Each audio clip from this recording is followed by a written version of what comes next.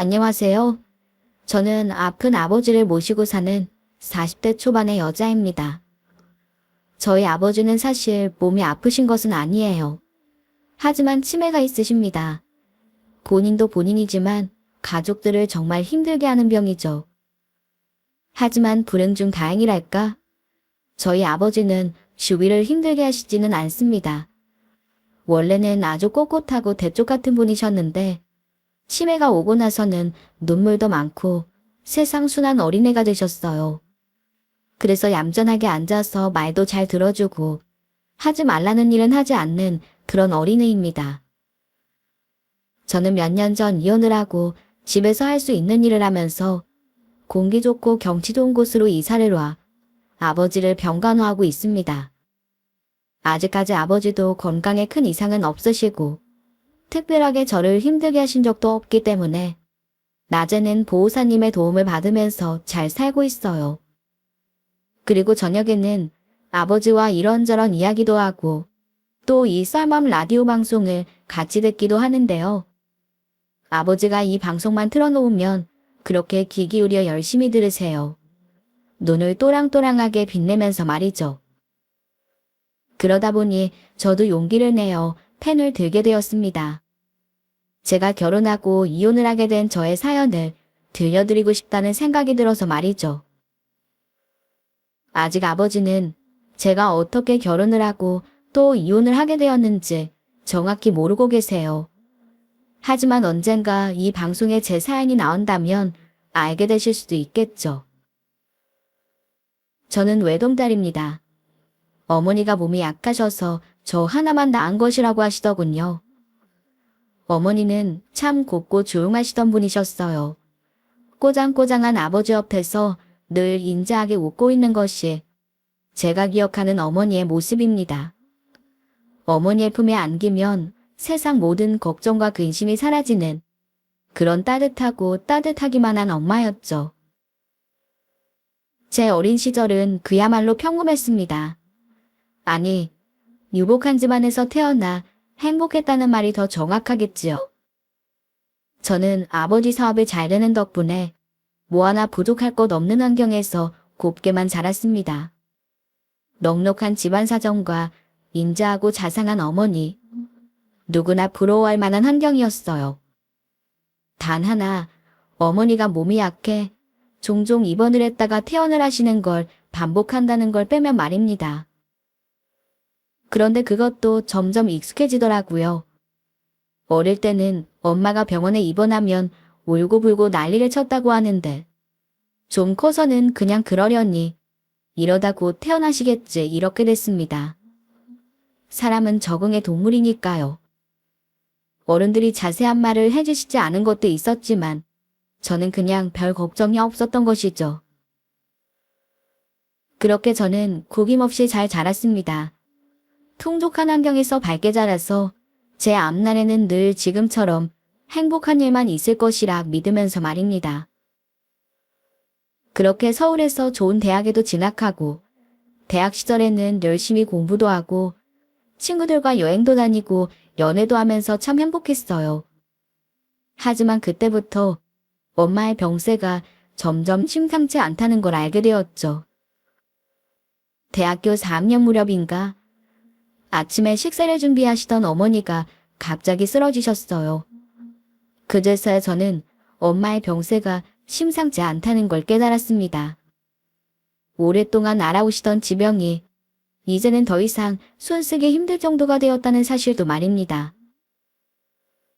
그래도 저는 심각하기는 하지만 병원에 입원하셨다가 또 좋아지면 퇴원하실 수 있을 것이라 생각했어요. 하지만 어머니는 그날 입원하신 이후로 퇴원하시지 못했어요. 저는 취업 준비를 하면서 거의 병원에서 먹고 자면서 어머니의 병간호를 했습니다. 하지만 어머니는 자신의 몸이 그렇게 아픈데도 늘 제 걱정만 하셨죠. 엄마 괜찮으니까 집에 가서 자. 가서 편하게 자고 학교 갔다가 집에 가기 전에 들리면 되잖아. 피곤하면 안 와도 돼. 간병인 아줌마 있는데 뭘. 요새 공부하느라 힘든데 너까지 아프면 엄마 더 속상해. 응? 집에 가서 자고 학교 갔다가 와. 알았지? 그때까지도 철이 없었던 저는 못 이기는 척 집에 가서 자기도 했어요. 처음에는 매일 병원에서 살다시피 했지만 점점 이틀에 한 번, 3일에 한 번 병원에 들렸어요. 공부를 한다는 핑계, 시험을 봐야 한다는 핑계 뒤에 숨어서 말입니다. 그렇게 저는 졸업을 하고 다행히 졸업을 하던 해에 좋은 회사에도 취업할 수 있었습니다. 저의 취업 소식을 듣고 엄마가 얼마나 좋아하시던지 어머니는 저를 꼭 안으시면서 그러셨어요. 내가 널 낳을 때 하늘에 빌었어. 우리 딸 학교 가는 것만 볼 수 있게 해달라고. 그리고 네가 학교에 갈 때는 우리 딸 대학교 가는 것까지만 볼 수 있게 해달라고 빌었는데 내가 요즘은 너 결혼하는 것까지만 볼 수 있게 해달라고 빌고 있다. 이렇게 소원을 다 들어주시는 걸 보니 나 너 결혼하는 거 보고 갈 수 있을 것 같아. 정말 고마워. 정말 행복해. 저 역시 그때까지만 해도 엄마가 제가 결혼하는 것도 보고 그리고 애 낳는 것까지도 다 보시면서 사실 줄 알았습니다. 이제까지 엄마가 빌었던 소원이 다 이루어졌으니까 말이죠. 하지만 거기까지가 한계였던 모양이에요. 제가 회사에 입사한 지 6개월도 채 되지 않아서 어머니는 돌아가셨습니다. 돌아가시기 일주일 전 갑자기 병세가 악화되셨고 중환자실로 올라가셨다가 그렇게 떠나셨죠. 처음 중환자실로 올라가셨을 때는 아직 의식이 있으셨는데 면회를 온 제 손을 잡고 우시면서 하시던 말씀이 아직도 기억이 납니다. 네가 이렇게 잘 커서 성인이 된 걸 보니 더 이상은 욕심 부리지 말라는 뜻인가 봐. 엄마는 후회도 미련도 없어. 너무 행복했어.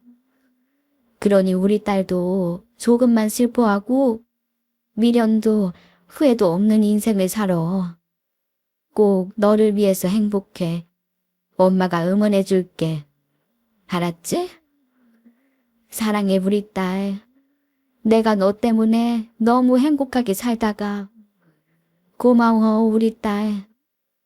다음 생에는 엄청 건강한 엄마로 태어날 테니 우리 다시 엄마랑 딸로 만나자. 저는 왜 그런 소리를 하냐고 엄마 금방 건강해지실 테니 같이 꼭 구경 가자고 엄마를 붙잡고 엉엉 울었습니다. 하지만 알 수 없는 불길한 예감이 저를 덮쳤어요.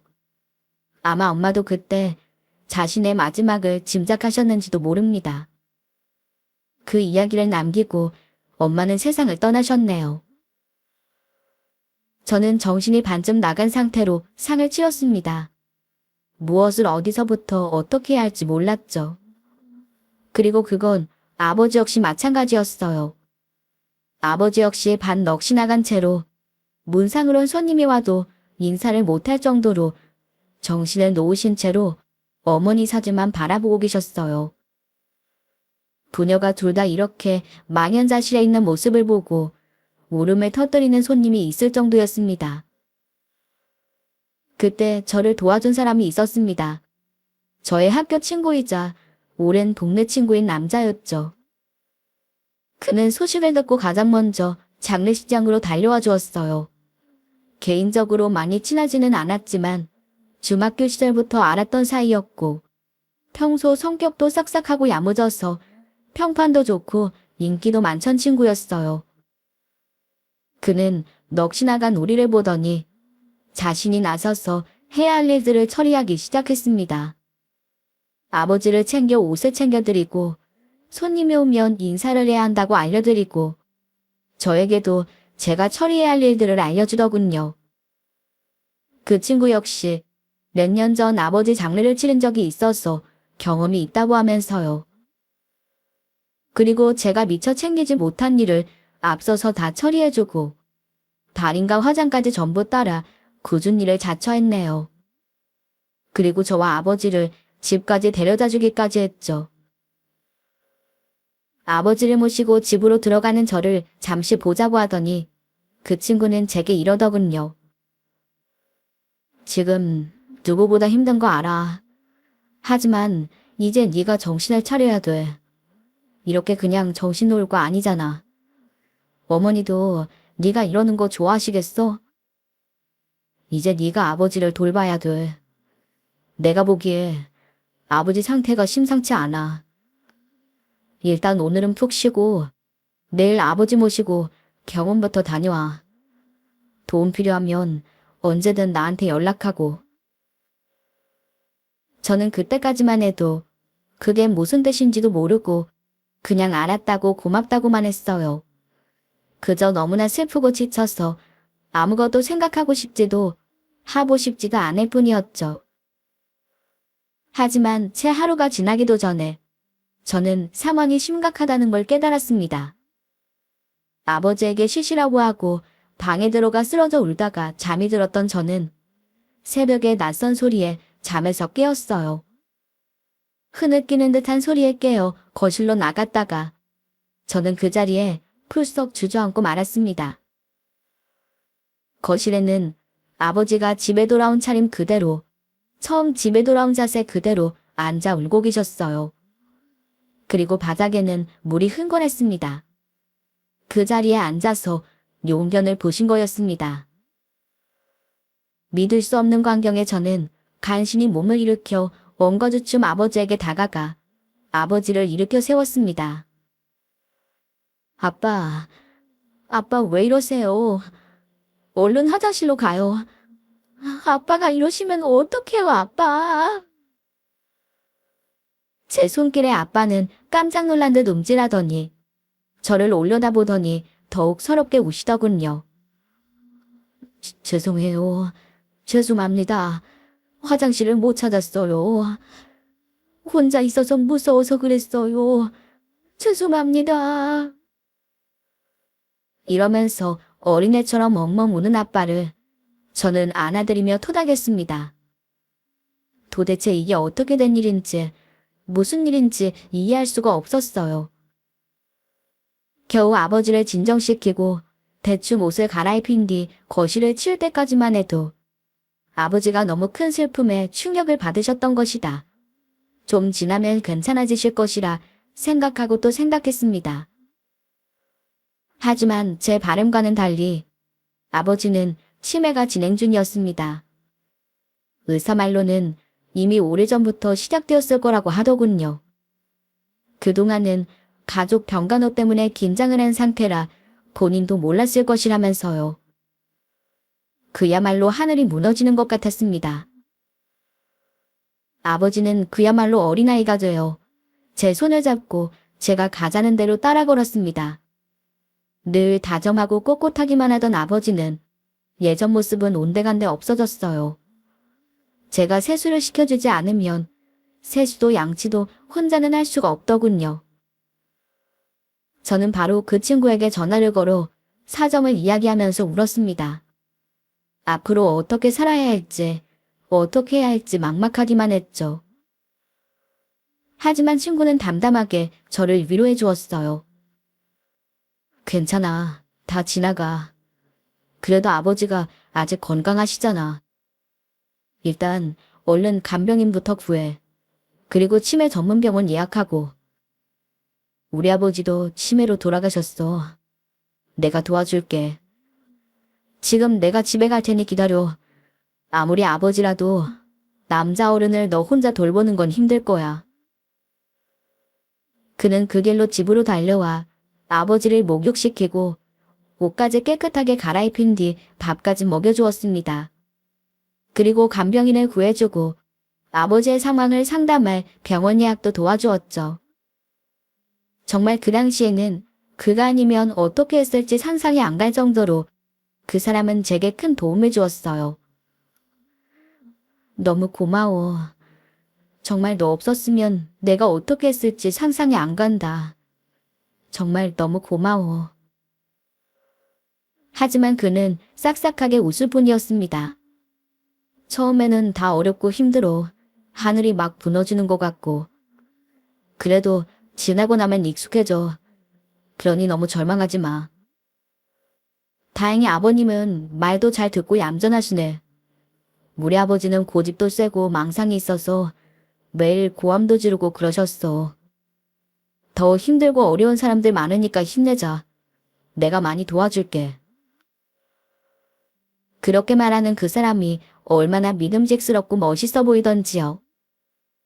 동네에서 편의점을 운영하던 그는 직장을 다니는 저보다 상대적으로 시간적 여유가 있었습니다.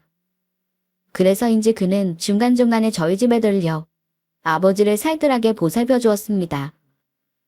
보호사님이 있었지만 그래도 가끔 사람이 들여다봐야 한다며 과일도 사가지고 가고 말동무도 해주면서 그렇게 자기 가족처럼 챙겼어요. 저는 그때부터 전적으로 그 사람에게 의지했습니다. 모든 일도 그 사람과 의논하고 주말에는 거의 붙어 지내다시피 했죠. 그러던 어느 날 그가 이러더군요. 사실 나 아주 예전부터 너 많이 좋아했어. 물론 내가 너 좋아해서 아버님 돌봐드리는 거 아니야. 우리 아버지에게 못해드렸던 게 생각나서 하는 거야. 네가 어떻게 생각할지는 모르겠지만 나는 이렇게 지내는 이 시간이 너무 행복하고 좋아. 이런 고백에 저는 그의 마음을 받아들였습니다. 저 역시 그 사람에 대한 마음이 커졌기 때문이었죠. 이제는 한시라도 그 사람이 없으면 안 될 것만 같았어요. 그렇게 자연스럽게 저희는 사귀게 되었고 이럴 바에는 얼른 결혼하자는 말에 곧바로 결혼 준비를 하게 되었습니다. 아버지 역시 좋아하셨어요. 아버지는 그 사람의 극진한 간호로 많이 좋아지셔서 여전히 정신이 오락가락 하시기는 하셨지만 사람을 알아보기도 하셨거든요.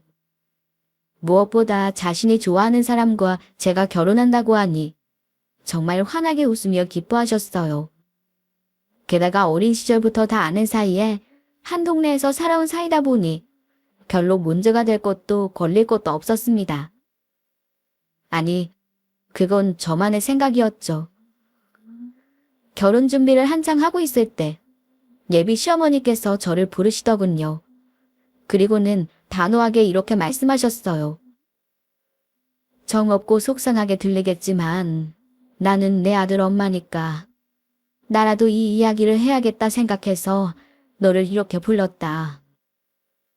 나도 한때 남편 치매 뒷바라지 해봐서 알아. 그런데 그 일을 내 아들이 또 한다고 하니 나는 도저히 찬성을 할 수가 없다. 지금이야 아직 건강하시다고 하지만 치매라는 건 점점 나빠지기만 하는 병인데 그걸 기어코 또 하겠다고 저러니 내 속이 터져나가지 않겠니? 네가 듣고 기분 나빠도 할 수 없어. 나는 이건 아닌 것 같다. 아직 건강하시다고 하니 아버지는 간병인을 두고 모시고 너희들은 따로 신혼살림을 차는 게 어떠니? 안 그러면 난 이 결혼 허락 못한다. 어차피 나중에 아버지 더 나빠지면 그때는 모시기 싫어도 모시던지 요양병원에 모시던지 해야 하는데 내 아들이 병간호하러 장가가는 것 같아서 싫어. 매저마다 생각하지 말고 잘 생각해 보거라. 너도 일단은 오붓하게 신혼생활을 시작하는 게 좋지 않겠니? 너무나도 서럽고 차가운 말이었지만 한편으로는 이해할 수 있기도 했습니다. 사실 어느 어머니가 자기 아들이 치매 노인을 모셔가며 결혼을 한다면 쉽게 찬성할 수 있겠어요. 입장이 바뀌었더라면 저희 부모님 역시 반대를 하셨겠죠. 저는 그래서 예비 신랑과 상의를 했습니다. 그는 말도 안 된다고 그냥 같이 살면 되지 무슨 말이냐고 했지만 제가 조용히 설득했어요. 어머니 말씀이 다 맞아. 나도 내 남편 병간호하라고 결혼하는 거 아니잖아. 아직 아빠가 큰 불편함도 없고 간병인분과도 잘 지내고 있으니까 괜찮을 거야. 간병인분도 입주해서 일할 수 있다고 하셨어. 매일 내가 퇴근하면서 들리고 당신도 종종 가볼 수 있지? 그리고 주말에는 가 있으면 되니까. 그렇게 하는 게 어때? 다 괜찮지, 그럼. 그리고 지금부터 같이 살아도 괜찮아. 어차피 낮에는 당신이는 안 와 일할 거고, 저녁이나 들어가는데 지금이랑 뭐가 다르다고. 아, 우리 엄마도 참. 저는 그 사람이 너무나도 고마웠습니다. 정말 눈물이 날 정도로요. 정말 너무 고마워, 진짜. 그 마음만 변치 말아줘. 나중에 진짜 같이 지내야 할 때가 오면 그때 그 마음만 변치 않으면 돼. 저희는 그렇게 결혼하게 되었습니다. 원래부터 아버지를 돌봐주시던 간병인 분이 워낙 좋으신 분이라 그분에게 입주를 부탁해 아버지를 부탁할 수 있었던 것이 다행이었죠. 우리는 바로 옆 건물 빌라에 신혼집을 얻어 생활하기로 했어요. 작고 허름한 공간이었지만 남편은 무슨 일이라도 생기면 곧바로 달려갈 수 있으니 이곳으로 하는 것이 어떻겠냐고 하더군요. 사실 그는 모아놓은 돈이 거의 없다시피 했습니다. 편의점 역시 어머니의 명의로 하는 거였네요. 자세한 이야기를 하진 않았지만 지방대로 나와 여기저기 취업을 해 일을 했지만 만족할 만한 직장이 아니어서 상사가 이상한 사람이라서 번번이 얼마 다니지 못하고 그만두었던 것 같았습니다. 그리고는 식당이나 맥주집 창업을 두어 번 했었던 것 같은데 그것 역시 잘 되지 않아서 그만두고 마지막으로 어머니가 편의점을 차려주어서 하고 있었던 거였어요. 물론 중간에 아버지가 편찮으셔서 치매 병간호를 하기도 했고요. 주변에서는 저에 비해 학벌이며 직업의 지방까지 너무 기울어진다고 했지만 그때 저는 정말 확신이 있었습니다. 이 사람이야말로 누구보다 저와 제 아버지를 가족처럼 아끼고 보살펴줄 사람이라고 말입니다. 지금 생각해보면 제가 앞으로 혼자 감당해야 할 미래가 막막했던 것일 수도 있겠네요. 의지할 만한 친척도 없고 형제자매도 없는데 갑자기 어머니가 세상을 떠나시고 아버지마저 저렇게 되시고 나니 그야말로 어디 길에 꽃 하나 없는 신세가 따로 없더군요. 캄캄한 벼랑 끝에 혼자 서 있는 기분이라고나 할까요?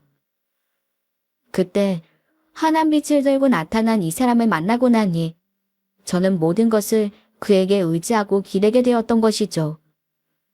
저는 그의 단점을 애써 외면하고 늘 좋은 점만 찾고 좋은 점만 보기 위해 몹시도 애썼던 것입니다. 그리고 그렇게 믿으려고만 했죠. 결혼식 날 약간 어설픈 걸음걸이지만 제 손을 잡고 결혼식장으로 들어선 아버지는 몹시 우셨습니다. 입장을 할 때부터 아이처럼 엉엉 우셨죠. 저 역시도 눈물을 흘렸고 저희 가족의 사정을 아는 사람들 역시 전부 눈물을 훔쳤습니다. 인생에서 가장 행복한 날이라던 결혼식이 저에게는 어찌나 슬프던지요. 빈자리로 남아있는 엄마의 자리와 결혼식이 끝나고도 흐느끼는 아버지의 모습이 너무 아파서 결혼식이 끝날 쯤에는 쓰러질 것만 같았죠. 그렇게 결혼을 하고 막상 아버지의 곁을 떠나고 나니 이상하게 불안했습니다. 걸어서 2, 3분 거리에 살고 있는데도 눈앞에 아버지가 보이지 않으니 별별 생각이 다 들고 도저히 안정이 되지 않았어요. 남편이 옆에 있었지만 결혼 전까지는 그렇게 든든하게 느껴지던 사람이 막상 결혼을 하고 나니 또 그렇지가 않더라고요. 바로 옆에 있는데 걱정할 게 뭐가 있냐는 식의 태도가 묘하게 거슬리기도 했습니다. 가족처럼 걱정하는 줄 알았는데 어쩌면 그렇게까지 소중하게 생각하지는 않았을지도 모른다는 생각이 들었네요. 결혼 전에는 하루에 한 번이나 두 번은 낮에 꼭 들리던 사람이었는데 편의점 손님이 많았다, 바빴다는 핑계로 점점 횟수가 줄더니 아예 얼굴을 비치지 않는 날도 들어갔습니다. 어떤 날은 퇴근한 제가 아빠와 좀 오래 있으면 대체 언제까지 있을 거냐고 빨리 들어오라고 짜증을 내기도 하고요. 물론 그에게 저희 아빠가 가족일 리는 없죠. 어쩌면 애초에 그런 마음을 기대한 제가 잘못일 수도 있습니다.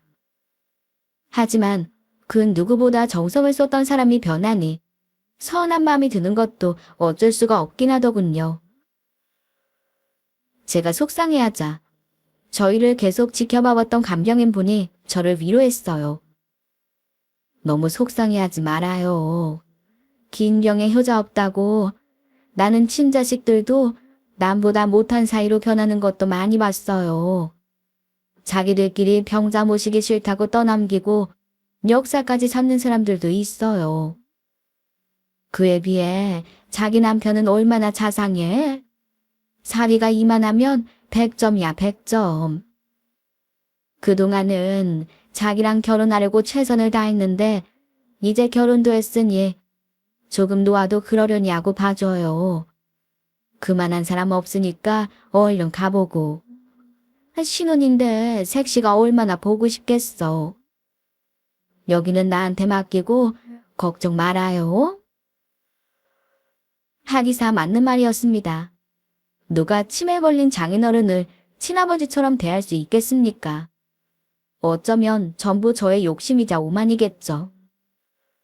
그러면서 저는 그의 본 모습을 애써 외면했습니다. 그는 천성으로 게으른 사람이었어요. 알바를 구하기 힘든 시간에만 잠깐 가게 나가서 일을 좀 하다 들어오는 것 외에는 늘 집에서 빈둥대며 게임을 하는 것이 다였습니다. 자기가 먹은 그릇 하나, 물컵 하나를 제대로 치우는 법도 없었네요. 퇴근을 하고 돌아오면 제가 저녁을 해서 차릴 때까지 게임에 정신이 팔려 있고 저녁만 먹으면 불이 나게 게임을 하러 가버렸습니다. 그러니 당연히 모든 집안일은 제 차지였죠. 그래도 저는 저만한 사람은 없다. 우리 아빠를 같이 돌봐줄 사람은 그래도 저 사람밖에 없다. 이런 생각으로 그저 묵묵히 참고 견뎠습니다. 그러다 결국 일이 벌어졌지요. 아버지가 그만 계단에서 떨어지는 사고를 당하신 것이었어요. 간병인분이 아버지가 낮잠을 주무시는 것을 보고 잠시 슈퍼에 가신 사이에 아버지가 잠에서 깨신 거였습니다. 집안에 아무도 없다는 걸 깨달은 아버지는 혼자 집 밖으로 나가 계단을 내려가다 굴러떨어지는 사고가 났더군요. 전화를 받고 급히 달려가 보니 다행히 팔뼈의 금이가 당분간 깁스를 하고 지내야 하는 것 외에는 아버지는 멀쩡하셨어요. 그날 어찌나 놀랐는지 모릅니다. 깁스를 하고 침대에 누워있다 저를 보자마자 엉엉 우는 아버지를 붙잡고 저 역시 한참을 울었죠.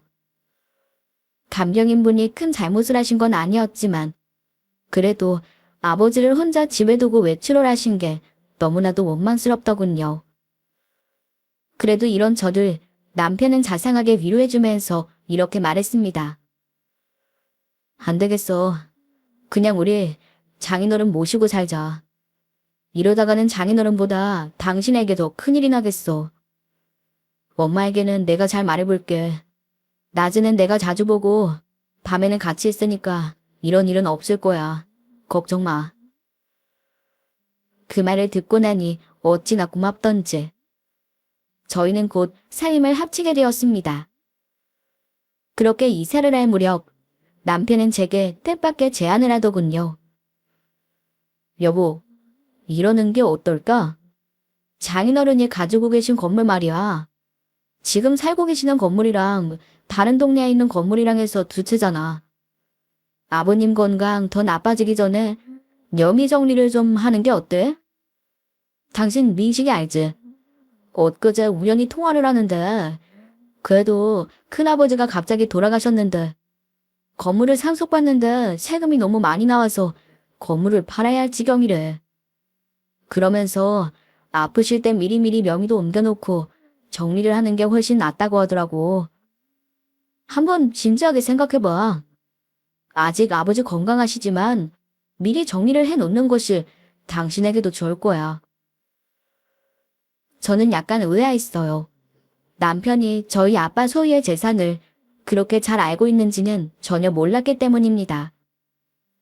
그때만 해도 저는 무심결에 제가 이야기를 했나 보다. 그냥 그렇게만 생각했습니다. 아버지 사정을 잘 알고 계시고 오랫동안 일을 맡겨온 변호사님이 계셔. 그분에게 내가 한번 물어볼게. 나도 거기까지는 생각을 해본 적이 없어서.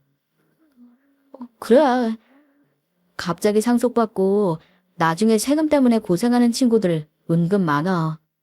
그러니까 잘 생각해봐. 저는 그냥 고개를 끄덕였습니다. 앞서 말씀드렸죠. 저는 어릴 때부터 꽤 부유한 동네에서 자랐기 때문에 동네 친구들 역시 부유한 편이었습니다. 남편 역시 동네에서 알게 된 친구였고 그의 집안도 그리 나쁜 편은 아니었어요. 시아버지가 일찍 돌아가시긴 했지만 상당한 재산을 남기셨고 그 유산으로 남편도 편의점을 운영하고 있는 중이었으니까요. 그랬기 때문에 주변 친구들 역시 재산 상속이라든지 세금에 관한 이야기를 자주 나누는 편이기도 했습니다. 그렇기 때문에 할 수 있는 이야기라 생각하고 마음속에서 애써 올라오는 불안감에 떨치려고 하는데 그가 말을 덧붙이더군요. 명의를 나누는 것도 괜찮다고 들었어. 재산을 한쪽으로 모는 것이 아니라 부부 각각으로 명의를 받거나 하는 식으로 하면 훨씬 세금을 적게 낸대. 우린 아직 결혼한 지 얼마 안 되었으니까 괜찮을 거야. 자세히 물어봐. 알았지? 제가 순순히 알겠다고 하자 그는 더 이상의 말은 하지 않았습니다. 여러모로 복잡한 마음이 들긴 했지만 사실 그의 말대로 아버지의 재산에 대해 한번 정리를 해야 한다는 것은 맞는 말이었어요. 저는 이제껏 아버지 재산이 정확히 얼마나 있고 그것이 어떻게 굴러가고 있는지 제대로 신경 써본 적이 없었으니까요. 저는 곧바로 변호사분과 약속을 잡아 자세한 내용에 대해 상의했습니다. 아버지의 사업체는 어머니가 병세가 악화되시면서 이미 다른 분이 맡아서 운영하고 계셨고 관련 정리는 끝난 상황이더군요. 아마 그 무렵 아버지는 당신의 상태가 심상치 않다는 걸 아시고 미리 정리를 한 듯 보였네요. 남편의 말대로 아버지 소유의 건물은 두 채가 있었습니다. 지금 살고 있는 건물과 다른 지역에 있는 좀 작은 건물 한 채, 이렇게 두 채였습니다. 그 외에 부동산과 예금도 차곡차곡 모아놓으셨더군요. 이렇게 넉넉한 재산을 쌓아두고도 정작 당신은 호사를 누리지도 못하고 계시다 생각하니 마음이 미어졌습니다. 그때 저를 물끄러미 쳐다보던 변호사님이 갑자기 이러셨죠. 내가 너를 호밍이 때부터 봤어. 너는 내 조카나 다름없다. 그러니 이러는 것이 어떠냐?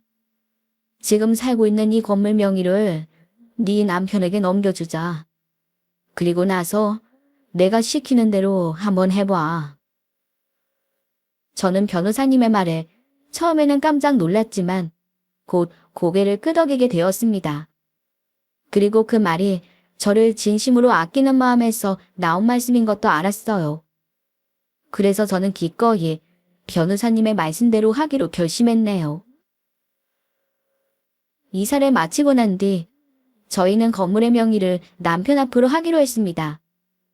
제가 계획을 이야기하자 남편은 기쁜 표정을 감추지 못하더군요. 친미아버지를 모시고 살면 절대 결혼도 안 시킨다. 다시는 네 얼굴도 안 볼 거다 하시던 시모 역시 아무 말도 하지 않았습니다. 오히려 좋아하는 듯 했어요. 어쩌면 그것이 당연한 인간 군상인 것일까요? 알고는 있었지만 그래도 가장 가깝다 믿었던 사람의 그런 모습을 눈앞에서 목도하고 나니 씁쓸하기는 하더군요. 저는 남편과도 안면이 있는 친구 중 세무사를 하는 친구를 불러 서류를 작성했습니다. 다만 가장 세금을 적게 내는 방법으로 아버지가 남편에게 건물을 매매하는 형식으로 계약서를 작성했죠. 세무사 친구가 계약서를 남편에게 내밀며 이랬습니다. 자, 계약서 꼼꼼하게 읽어봐. 혹시 마음에 안 드는 조건이나 추가하고 싶은 항목이 있으면 말하고 다 읽고 그 밑에 서명하면 돼. 하지만 그는 제대로 읽지도 않고 곧바로 사인을 해버렸어요. 그러면서 싱글벙글 이러더군요. 난 봐도 무슨 말인지 몰라. 알아서 잘 했겠지. 야, 내가 이제 건물주가 됐네. 기분 좋다? 세무사 친구는 끝까지 강조했습니다. 이 계약서는 매매 계약서니까 너 꼭 여기 적혀진 대로 해야 돼. 지금 당장 계약금 이체하고 일주일 안에 중도금, 한 달 안에 잔금을 다 이체하는 거야. 그래야 온전히 네 명의가 되는 거라고. 잘 보고 마지막 날 계약서 주고받으면 끝나. 알았지? 계약서에 적힌 계약금은 3억이 넘는 큰 돈이었습니다. 사실 건물 가격에 비하면 형편없이 적은 돈이었지만 그래도 갑자기 3억을 구하기가 쉽지는 않았어요. 그는 결국 제게 부탁하더군요. 내가 이 큰 돈을 어디서 구해? 당신이 좀 빌려주면 안 돼? 저는 고개를 저었습니다. 집을 판 사람 쪽에서 집을 새로 산 사람에게 계약금을 보내주는 게 말이 돼? 그러다가 문제 생겨. 일단 입금하고 나중에 다시 뺏어 쓰던지 할 테니까 빨리 입금해. 그는 어머니와 상의를 하고 어떻게 돈을 구해왔던지 계약서를 작성하는 날 계약금을 입금했습니다.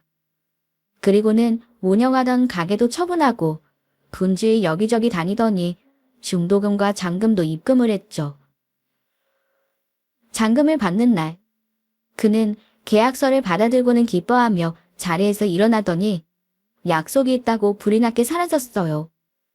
그리고는 연락도 없이 3일 동안 집에 들어오지 않았네요. 저는 갑자기 사라진 그 사람 때문에 결국 회사에 휴가를 내야만 했습니다. 아버지를 돌봐줄 사람이 없었기 때문이죠. 오랜만에 저와 단둘이 시간을 보내자 아버지는 너무 좋아하셨습니다. 낮에 점심을 먹고 치웠는데 문득 이러시더군요. 미안하다. 미안해. 내가 결국 이렇게 늙어서 너에게 침이 되는구나. 저는 깜짝 놀라 아버지에게 다가갔습니다. 아버지는 제 손을 잡으며 제 머리를 쓰다듬어 주시며 이어 말했습니다. 나는 괜찮으니까 신경 쓰지 말고 네 인생 살아. 이렇게 널 붙잡고 있으려고 했던 게 아닌데 아빠가 미안하다. 그리고는 눈물을 흘리시고는 아빠를 부둥켜 안고 저도 눈물을 흘렸습니다. 그렇게 한참을 논 아빠는 다시 어린아이로 되돌아가셨어요. 그날 저녁 잠든 아버지 옆에서 연락이 되지 않는 남편을 밤새 기다리며 저는 많은 생각을 했습니다. 그리고 제가 앞으로 어떻게 살아야 할지도 생각했죠. 남편은 일주일이 넘어서야 집으로 돌아왔습니다. 아무 말 없이 현관으로 들어와 아버지 식사를 챙기고 있는 저를 물끄러미 쳐다보더니 이런저런 말도 없이 서류 하나를 툭 던지더군요. 이게 뭔데? 아니, 그보다 당신 어디다 이제 온 거야? 일주일 넘게 집에 안 들어와 놓고 뭐 할 말 없어? 하지만 그는 피 묻더니 이랬습니다.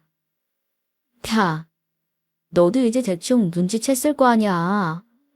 내가 그동안 이런 꼬라지 참느라 얼마나 힘들었는지 알아? 아우, 진짜 몇 번이나 때려치우고 싶은 거 간신히 참았네. 그거 이혼 서류야. 빨리 사인이나 해. 저는 하던 일을 멈추고 그를 쳐다보았어요.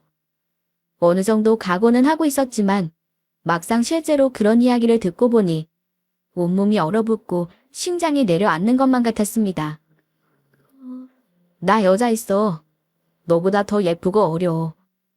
그리고 저런 호흡도 없는 여자야. 야, 이 정도 했으면 얼른 정리해서 서로 각자 갈 길 가자. 나도 할 만큼 했잖아. 이 건물 이제 내 거니까 얼른 비워줘. 이거 말고도 건물 하나 더 있잖아. 갈 데가 없는 것도 아니니까 한 2, 3일 주면 되지? 내가 2, 3일 있다 올 테니까 그때까지는 싹 정리해서 비워놔. 알았어? 손이 덜덜 떨리기 시작했습니다. 제발 일어나지 않길 바랬던 현실이, 설마 나에게 일어나랴 생각했던 현실이 피부로 와닿고 보니 생각보다 아프고 또 아팠어요. 너 이러려고 결혼한 거야? 이러려고 아빠 모시고 살자고 한 거야? 처음부터 이러려고 나랑 결혼한 거였어? 그는 눈 하나 깜짝하지 않고 뻔뻔한 대답을 하더군요. 그걸 이제 알았어? 넌 머리가 나쁜 거니? 아님 눈치가 없는 거니? 그런 것도 아니면 내가 왜 호까지 당인 너를 떠받들어주면서 모시고 살았겠어? 이 멍충아. 장인어른 건물만 내가 모셔줄게. 그러니 너는 니네 아빠랑 얼른 살아주지라. 응? 그래야 내가 여기서 행복한 인생을 시작하지 않겠니? 뭐, 그동안 고마웠다. 그는 그러고 뒤도 돌아보지 않고 다시 나가버렸습니다. 눈물도 나지 않더군요. 그렇게 현관만 멍하니 쳐다보고 있는데 따뜻한 손이 제 손을 감싸쥐었어요. 아버지였죠. 저는 눈물을 닦았습니다. 이제는 정말 홀로 서서 아버지를 지키고 제 자신을 지켜야 했으니까요. 저는 그날로 이삿짐을 전부 빼서 집을 옮겼습니다. 회사도 정리를 했죠. 그리고 언제 이혼해줄 거냐는 그 인간을 만나 웃으며 이혼 도장을 찍어주기까지 했습니다. 그는 세상을 다 얻은 얼굴로 서류를 가지고 불이 나게 사라지더군요. 주차해놓은 고급 외제차 안에 새파랗게 어린 여자가 기다리고 있었거든요. 그리고 나서야 저는 차근차근 일을 시작했습니다. 곧바로 건물 매매 계약 무효 소송을 걸었고 그 건물을 함부로 처분할 수 없도록 차압도 걸었죠. 제가 이렇게 할 수 있었던 것은 아버지의 오랜 친구였던 변호사님의 충고 때문이었어요. 그날 변호사님은 제게 이러셨습니다. 아무래도 벌써 세금 때문에 명의 바꾸는 얘기를 꺼낸다는 거는 네가 좀 조심할 필요가 있겠어. 가계약서로 계약금과 잔금을 2번에 나눠 받는 걸로 해두고 첫 잔금을 치렀을 때 어떻게 나오는지 태도를 잘 봐봐. 그래도 그 사람이 변함이 없다면 그럼 계약서를 바꾸면 된다. 어차피 내게 손해는 없는 것이니 그렇게 했으면 좋겠구나. 잘 생각해보고 주변에 믿을 만한 세무사와 상의를 해봐. 이참에 명의를 바꾸는 게 나쁘지는 않으니까. 저는 아니라고, 아닐 거라고 생각은 하면서도 저도 모르게 변호사님이 내미는 서류를 받아들고 왔습니다. 그리고 고민을 하다가 남편이 이야기했던 민식이라는 친구에게 연락을 했죠. 남편에게 큰아버님 재산을 상속받았다가 세금 때문에 힘들어했다는 친구 말입니다. 마침 그 친구가 세무사였기 때문에 이것저것 물어보고 싶은 것도 있었습니다. 하지만 그 친구의 입에서 나온 말은 뜻밖이었어요. 내가 전화를 했다고? 아니야. 네 남편이 먼저 전화해서 꼬치꼬치 캐묻더라고.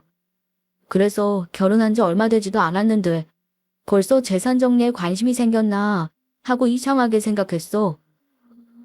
너 근데 그거 알아? 이러면서 그 친구가 알려준 이야기는 충격적이었습니다. 남편은 원래부터 집안 사정이 그리 넉넉한 편이 아니라는 겁니다. 물론 그럭저럭 먹고 살만한 집안이었지만 저희 동네가 워낙 형편이 좋은 편이다 보니 그에 비해 집안이 기울었던 것이죠. 그렇지만 학창 시절에는 그런 대로 잘 어울렸는데 고등학교를 졸업하고 다들 좋은 대학에 좋은 직장에서 일하는 것에 비해 그 사람은 지방대만 겨우 나와 직장도 별로였던 것이죠. 그런데도 친구들 앞에서 엄청 허세를 부렸다고 하더군요. 그리고 다들 열심히 공부하고 노력해서 열심히 일하는데도 니들은 부모 잘 만나서 좋겠다, 부럽다. 나도 부모만 잘 만났으면 이러고 안 살았다라는 이야기만 계속 하는 바람에 점점 사이가 멀어진 거라고요. 사실 나도 그 시기 이후에는 별로 연락 안 했어. 자격지심인가 하고 넘어가려고 했는데 딱히 노력도 안 하면서 불평만 하는 모습이 보기 싫더라고. 그리고 가게를 한다고 하더니 그것도 제대로 못해서 다 말아먹고. 지금 집에 빚도 많은 걸로 들었어. 그동안 하도 해먹은 게 많아서. 그 아버지도 그 자식 때문에 속 끓이다가 쓰러지셔서 치매로 누워 계시다가 금방 돌아가셨잖아. 곧바로 요양원 보냈다고. 그때 얼마나 말이 많았는데. 너희가 결혼했다는 얘기 듣고 얼마나 놀랐는지 몰라. 저는 한달음에 달려와 이런 이야기를 해준 그 친구 앞에서 그만 털썩 주저앉았습니다. 그리고 부끄러움도 있고 통곡을 했어요. 모든 것이 저의 잘못이자 저희 어리석음 그리고 저의 나약함 때문에 일어난 일이라는 사실이 뼈아프게 저리고 또 저렸던 것입니다. 그 이후로 저는 차근차근히 모든 준비를 했습니다. 세무사 친구의 도움으로 이중계약서를 작성하고 변호사분에게도 사실을 알리고 모든 것은 철저히 준비했네요. 그러면서도 어쩌면 이 모든 것이 사실이라 하더라도 적어도 저와 제 아빠에 대한 마음은 진실이기를 바랬을지도 모릅니다. 그것도 힘들면 우리에게 미안한 마음이라도 가지기를요. 하지만 모든 것이 너무나도 명확하게 보이더군요. 그 인간은 건물에 정신이 팔려 계약서를 제대로 보지도 않고 서명을 하고 그리고는 건물 명의가 자신의 것이 되자마자 곧바로 본색을 드러냈던 것입니다. 건물 매매 계약 무효 소송에 걸렸다는 사실을 알자마자 그는 전화기에 불이 나도록 전화를 걸어댔습니다. 그리고는 기청이 떨어지도록 악을 써댔죠. 야, 이 나쁜 년아. 너 이거 무슨 짓이야? 너 이거 당장 안 풀어? 이거 내 거라고. 내 건물인데 이게 다 무슨 말이야? 저는 그냥 실컷 비웃어 주었죠. 한글 못 읽어? 거기 써 있잖아. 조회할 돈을 다 안 줘서 이 계약은 무효라고. 그때 분명히 얘기했을 텐데. 잔금 날짜 잘 맞추라고. 나는 돈을 못 받았으니 물건을 못 판다는 것뿐이야. 뭐가 잘못됐어? 내가 돈 다 줬잖아. 네가 달라는 대로 다 해줬잖아. 이 싸기꾼 년아. 너 다 짰지? 일부러 이러려고 접근한 거 아니야? 이 나쁜 년이 당장 건물 안 풀어. 저는 전혀 동의하지 않고 침착하게 대답했습니다. 이보세요. 계약서 확인 안 하셨어요? 당신이 이제껏 낸 건 1차 잔금이고요. 1차 잔금을 치르고 석 달 안에 2차 잔금을 치르셔야 완전히 소유권이 넘어가는 걸로 돼 있잖아요. 아니 애초에 그 금싸라기 땅에 있는 건물이 그 가격밖에 안 된다는 게 말이 돼요? 왜 그렇게 날로 먹으려고 하세요? 저는 법대로 할 뿐이니 마음대로 하세요. 저는 곧바로 전화를 끊어버렸습니다. 그리고 소송이 진행되는 과정을 변호사에게 맡기고 저는 아버지와 함께 이곳저곳 여행을 다녔네요. 그동안 이렇게 둘이 오붓하게 다닐 여유가 없었거든요. 그러다가 찾은 곳이 지금 저와 아버지가 살고 있는 곳입니다. 아버지가 여기 경치를 너무 마음에 들어 하셔서 근처에 깨끗하고 튼튼하게 지은 전원주택을 구매해 정착하게 되었어요. 이후 남편과의 소송은 잘 진행되었습니다. 당연히 그 사람은 치러야 할 잔금을 다 치르지 않아서 건물을 다시 돌려주어야만 했어요. 매일같이 악을 쓰는 전화가 걸려오고 장문의 문자가 오고는 했지만 저는 전부 차단했습니다. 그리고 계약금과 중도금은 그동안의 위자료로 잘 쓰겠다는 말만 전했어요. 그 와중에 시모라는 인간도 전화를 해서 온갖 욕을 퍼붓고 자기 아들 팔자를 망쳤다며 악을 떨었지만 일절 대꾸하지 않았습니다. 적반하장도 유분수지. 지들은 가만히 앉아서 남의 건물을 꿀꺽할 생각을 했으면서 말입니다. 그 인간들은 계약금이며 중도금을 마련하겠다고 금액 대부분을 전부 대출을 받았던 모양이었어요. 대출 재촉이 이어지자 결국 시모였던 사람이 살던 작은 집까지도 빼앗기고 쫓겨났다는 이야기가 들려왔네요. 그리고 그 인간은 결국 신용불량자가 되었답니다. 직장이 없으니 더 이상 대출금을 갚지 못했겠죠. 거기에 건물을 살 때 신고된 수천만 원의 세금까지 청구돼요. 그야말로 그 집안은 통비박산이 나버렸어요. 그 인간은 전국을 떠돌면서 일용직 일을 하고 있고, 시모라는 인간은 식당이며 마트에서 일을 한다고 들었습니다. 그러든지 말든지 저와는 상관이 없는 일이지만 말입니다. 저는 지금 이곳에서 아버지와 조용히 잘 지내고 있습니다. 회사를 그만두고 내려오긴 했지만 다행히 여기저기서 일이 들어와서 낮에는 보호사님께 아버지를 부탁하고 일도 하고 있어요. 아버지의 재산은 서울에 계시는 관리인들이 잘 관리하고 계십니다. 아버지도 지금은 훨씬 안정이 되어서 건강하시고 치매 관리도 잘 되는 편이라고 하시고요. 어쩌면 저는 아버지가 평생 일구신 큰 재산을 빼앗기고 억울한 인생을 살 뻔했지만 이렇게 된 것이 정말 다행이라고 생각합니다. 누구나 인생에 한 번은 큰 고비를 겪는다고 하잖아요. 그걸 통해서 더 강해지고 앞으로 나아갈 용기를 얻는다면 그건 큰 가치가 있는 일일 테니까요.